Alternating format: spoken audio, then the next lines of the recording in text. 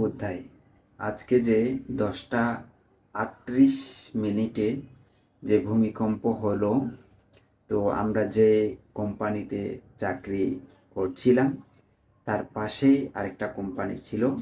সেই কোম্পানির এই যে যারা শ্রমিক ছিল তারা ভয় পেয়ে যখন তাড়াহুড়া করে এই নামতে যাচ্ছিল, কোম্পানির ভিতর থেকে বাইর হতে যাচ্ছিল, তখন তারা ভয়ে প্রায় 80 জনের মতো কী হয়েছে, মানে আহত হয়েছে এই মনের দিক দিয়ে এবং তাদের যে সাহসিকতা সেদিক দিয়ে।